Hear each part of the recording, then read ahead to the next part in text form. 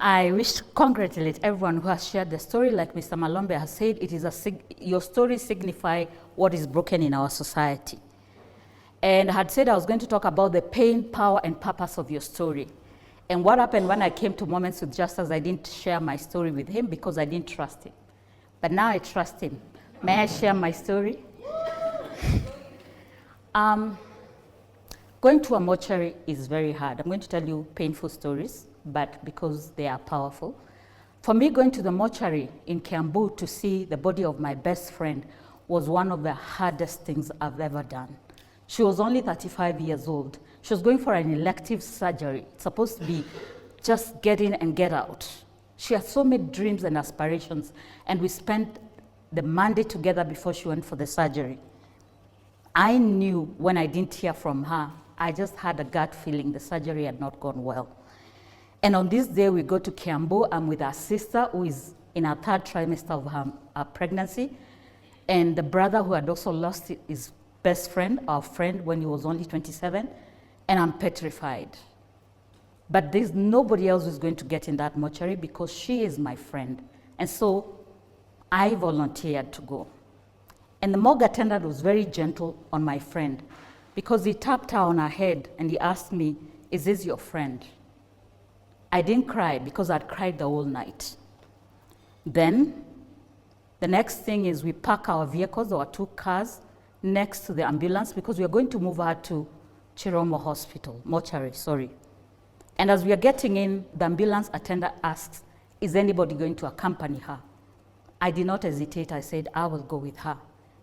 And I jumped in the back of that ambulance and my friend lay there. This is not a tragic story. This is a story of love and acceptance. Because this girl loved me unconditionally. She had been there in my highest moment when I was getting married. She was a bridesmaid. And yes, she was gone. Why was I willing to go to these lengths for this girl? What has she done for me? Not just come to my wedding. You see, I'm here today because I am now a champion. And I'm in the spaces of human rights defenders. You see, Carol had done for me something nobody else I ever imagined someone would do for me. I was in an abusive marriage. And on Friday nights when my husband would wear his outing clothes, those were the worst nights. I've shared my story on Switch TV, and some of you know I've written a book about extramarital affairs. I've also written a book about my life. And on this night, Carol comes for a sleepover, and he's wild. He comes at 1 a.m., and he wants the money for rent. I'm not going to give the money for rent. I'm dressed in my 90s, and he wants the money for rent, and I don't want him to know my friend is in the next room. I don't want trouble. And he starts to beat me up. He wants the money for rent. After all, he's the one who finds the money. And my friends come, and he decides he's going to beat both of us. And at 1 a.m., somewhere in Eastlands, we have to run away. Scantily dressed, it's a cold night. And we find an old building, a new building under construction, and we see some fire that had been going on. And we agree, let's just stay here. It's safer here. We could get mugged. And we rekindle the fire. And that's why I'm saying this is a story about love, unconditional love, and a friend who would be there for you through thick and thin. And we rekindle the fire, and it starts to burn. And the watchman hears our noise and comes and sees 2 women, half-dressed, and walks away. Why do I tell this story today? Because there's a lot of shame in gender-based violence. Some of my heroes that have shared their stories with us here would be Saida. She's a very sweet girl, and I'm so glad she found love, and the husband is in this room. Please take care of our girl. There's a lot of shame in gender-based violence. I would find myself in a mortuary again. Carol's death was in 2005. She was 35. And in 2009, I would find myself identifying another body. And this was the body of my husband. And this is not a story about pain or bitterness or a man who had beaten me. This is a story about forgiveness. This is a story of accepting that love conquers all, and that this man left me the best gift in the world, and the gift of motherhood. You should see my daughters, they're beautiful. And they're champions like me. This is a story that we know choices have consequences. And so my appeal, because I'm very passionate about bullies, that it catches up with you. I forgave him, and I was able to celebrate him. What happened that translated my painful stories to a story of power? I'll say some of us have come to this channel and told our stories while we are still in the battlefield. We are still bleeding, and that's what I call the prostitution of pain. And Justus has been a sport. When I tell him, don't do some of those stories, he has allowed me to hold him accountable. Because it is our responsibility as story gatherers and storytellers to safeguard the ones who are really wounded. So people have come to platforms and shared their story. There was a girl who came to a previous talk show, and I reached out to her, and I told her, stop telling your story. The story is too painful, you have not sorted yourself out. And she went to Just Moments with Justus, and the next thing she was suing everyone. You are responsible for just sharing your story. You are not responsible for how people receive your story.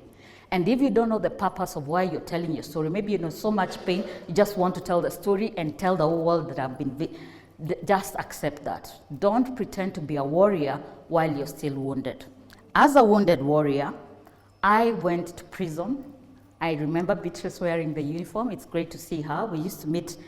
We had a code that when you meet a lady that used to be in prison, just say we met at the college, because it is a college. So I can see she graduated and she's greeted so many times. I was at the cancer wards. I was in any hospital because I'd become an expert of going to mortuaries and holding people's hands when they're crying. And today I want to finish my story by dedicating my last mortuary story to a very precious girl, only 9 years old. Post-election violence. Today, I'm not just a warrior. I moved from being a survivor. Some of us tell our stories while we are still victims, and so the stories sound like, Lane did this to me, Justus did this to me, my husband did this to me, my mother did this to me, because you're still wounded, you're still bleeding. Then some of us become warriors. You become a warrior when you stop worrying about what happened to you and you start caring about the world. Today, I defend rights, and I want to dedicate this last statement to all the people that I'm helping. I have been to the Kenya National Human Rights Commission, and I've harassed Malombe. Leo nimekupata. I find stories of people whose stories would never be told because I discovered I have a gift. Some use therapy, but I can tell a very compelling story. And so I find a story like Saida's story, and I say, this girl is being violated and the system is being used against her. And I hold their hand. And today I want to dedicate this old talk to Stephanie Mora, who was shot in Mathare. She was only 9 years old. I have been working with Wycliffe Mokaya for 4 years, and every day he calls me, he says, am I going to get justice? Am I going to get justice? And I've worked with this family documenting their story. I have another man who had not seen his son for 6 years. You should have seen the Sakarakasi I caused in Mwingi. Drama kama video. He saw his son. So that is what I do with my storytelling. I find people who've been violated, who cannot utter a single word, and I tell their stories. So this is to all the people, the siders of the world, who are really just special. And that's why they tell their stories, because there's a lot of shame that is attached to our stories. You were in prison, you are in college, you are an alcoholic. When you've healed from chemotherapy, then you can become a warrior. I beg you, go for therapy, seek help. Don't pretend to be a warrior while you're still a victim. Find some healing first. So thank you very much, Justus, for allowing me to share my painful stories.